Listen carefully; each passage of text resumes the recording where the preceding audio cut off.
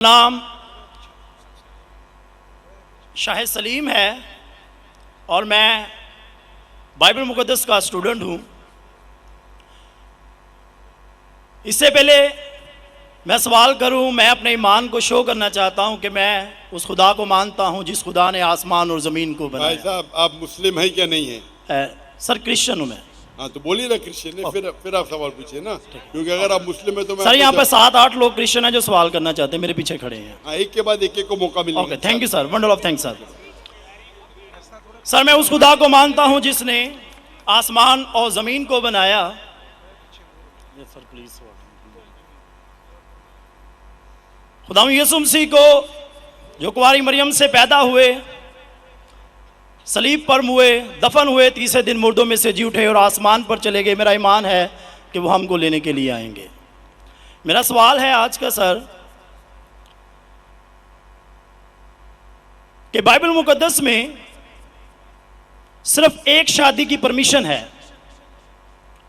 और होली कुरान में 4 शादियों की परमिशन है, और मुस्लिम्स कहते हैं कि हमारा फेथ उस वक्त तक कंप्लीट नहीं होता जब तक हम बाइबल पर ईमान ना रखें।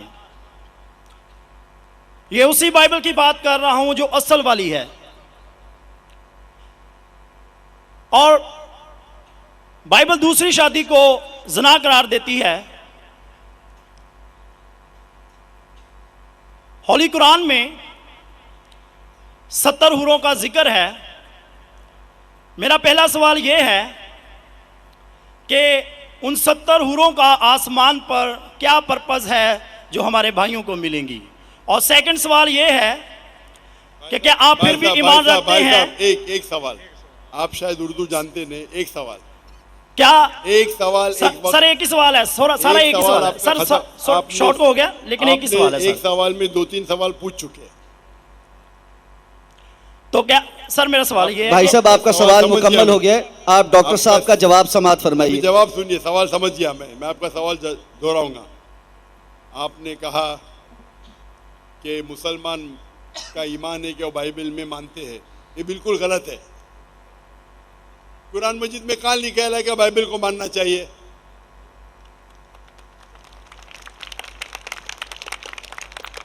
अपने आप उनके सवाल में इतने गलतियां थे, मैं सवाल दोहराऊंगा। मुसलमान का ईमान है कि वो बाइबल में मानना चाहिए, ये लफ्ज बाइबल कुरान मजीद में है ही नहीं, नंबर 1। फिर उन्होंने कहा कि बाइबल में लिखा हुआ है कि एक शादी करना चाहिए, कुरान में लिखा है कि 4 शादी करना चाहिए, और फिर कहा कि कुरान मजीद में लिखा है कि 70 हूर। ये जितने चीज कहा सब गलत, सब गलत, सब बकवास। नंबर 1, आप मुझे बताइए कुरान में कहाँ लिखेला है कि बाइबल को मानना चाहिए? कुरान में लिखा हुआ है कि इंजील को मानना चाहिए, बाइबल नहीं। आपकी जो बाइबल है वो इंजील नहीं है। सॉरी सर, इंजील ही कह रहा था मैं अपनी तरफ से। आप जरा मेरा जवाब सुनेंगे? यस और बीच में दखलंदाजी नहीं करेंगे। Okay sir. आपने सवाल पूछ लिया, आपका टाइम खत्म, ये डिबेटिंग सेशन नहीं है। आपने कहा बाइबल कुरान में मौजूद ही नहीं लफ्ज। इंजील को हम मानते हैं जो अल्लाह ने ईसा अलैहिस्सलाम पे नाजिल की गई थी। ये जो उनके पास है वर्ड बाइबल किधर से आता है? बाइबल आता है एक ग्रीक वर्ड बिब्लोस से। बिब्लोस इंजील से नहीं, बिब्लोस मतलब बुक ऑफ बुक्स। हमें बाइबल पे यकीन है कि वो अल्लाह का कलाम है। बाइबल पे अमल थोड़ी करना चाहिए। आज किधर लिखे लगा बाइबल पे अमल करना चाहिए? हमको ये यकीन रखना चाहिए कि इंजील अल्लाह का कलाम है। ये यकीन रखने की जरूरत नहीं कि इंजील को फॉलो करो। इंजील पे ये यकीन रखना चाहिए कि वो अल्लाह के तरफ से वही थी, अल्लाह का कलाम है जो ईसा अलैहिस्सलाम पे नाजिल किया, हम इस पे यकीन रखते। ये प्रेजेंट बाइबल जो आपकी है वो बिब्लोस है। आपको पता है कितने किस्म के बाइबल है? आपको पता है? अभी आप जवाब दो, पता है कितने किस्म के बाइबल है? जवाब दो। कितने किस्म के बाइबल है? सर ट्रांसलेशंस की बात कर रहे हैं आप? बाइबल ओरिजिनल मैन्यूस्क्रिप्ट, सर वो तो एक ही है। आपको इल्म ही नहीं है, अफसोस की बात है। देर आर 24,000 मैन्यूस्क्रिप्ट, 24,000 मैन्यूस्क्रिप्ट है बाइबल की, और कोई भी दो आइडेंटिकल नहीं है, आप नहीं है। मेरे लाइब्रेरी में इंडिया में 200 से ज्यादा वर्जन ऑफ बाइबल है। ट्रांसलेशन है वर्जन मतलब ओरिजिनल मैन्यूस्क्रिप्ट डिफरेंट है। मिसाल के तौर पे king James version, new international version, Doue version, new world translation, 2000 किस्म के बाइबल है। मेरे लाइब्रेरी में 200 से ज्यादा है। आपको इल्म ही नहीं है और आप सवाल पूछने आते जैसे आप पादरी है। अफसोस की बात है, आपका इल्म ही नहीं है। जितने सवाल आपने किए तीनों सब में खता थी। नंबर 1 बाइबल लफ्ज कुरान में नहीं है।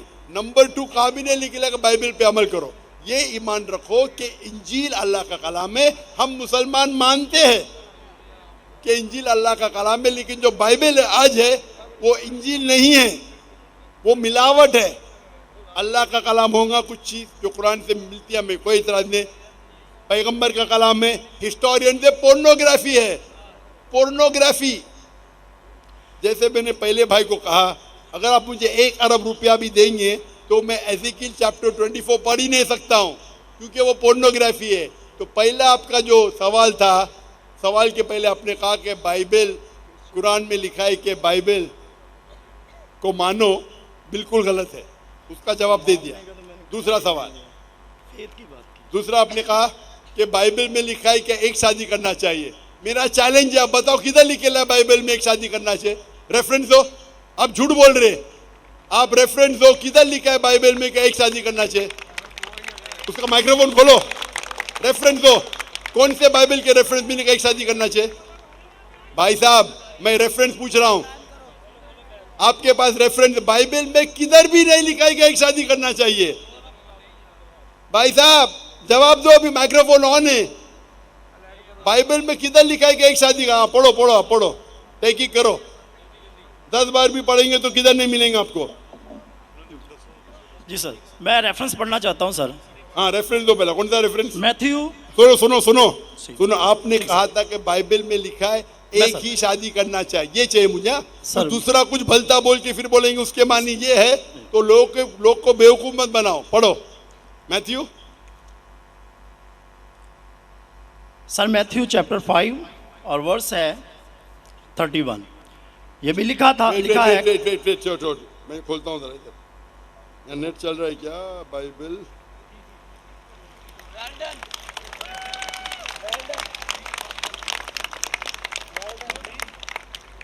Bible Matthew 5 verse 31। हाँ पढ़ो पढ़ो। जी सर, जो कोई अपनी बीवी को छोड़े उसे तलाकनामा लिख दे, लेकिन मैं तुमसे ये कहता हूँ कि जो कोई अपनी बीवी को हरामकारी के सिवा किसी और सबब से छोड़ दे वो उसे ज़ना कराता है, और जो कोई छोड़ी से भी हुई से ब्याह करे वो ज़ना करता है। इसमें किधर लिखे है कि एक बीवी करना चाहिए? बताओ सर। अगर आप दिखा इसके अंदर, सर यहाँ पे बात आप लोग का वक्त क्यों जाया कर रहे हैं? सर कॉन्टेक्स्ट ये बता रहा है कि दूसरी शादी करेगा तो वो ज़ना करेगा। अगर अपनी बीवी को डिवोर्स देगा, डिवोर्स देना ईसाईयत में हराम है। सिर्फ उस वक्त डिवोर्स दे सकता है जब वो किसी दूसरे के साथ जिना करती है। इसका मतलब नहीं कि एक शादी करना चाहिए। आप क्यों गलत बयान कर रहे? आप जब नहीं जानते उर्दू, अंग्रेजी नहीं जानते, क्यों टाइम वेस्ट कर रहे?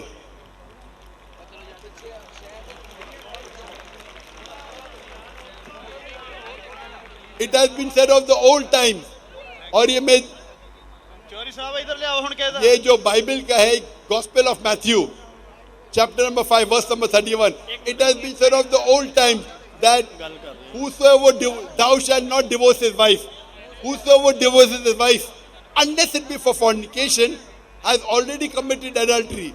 मतलब तलाक देना ईसाईयत में हराम है। अगर आप डिवोर्स देंगे अपने बीवी को और दूसरी से शादी करेंगे तो जिना है, सिर्फ अगर उसने जिना की तो ये डिवोर्स के बारे में किधर लिखेला कि एक शादी करना चाहिए? पूरी बाइबल पढ़ो, किधर भी नहीं लिखेला कि एक शादी करना चाहिए। अगर आप कितनी भी मजहबी किताब पढ़ो, हिंदुइज्म की, क्रिश्चियनिटी की, जुडाइज्म की, कोई भी मजहबी किताब में नहीं लिखेला एक शादी करना चाहिए, सिर्फ लिखा है कुरान में।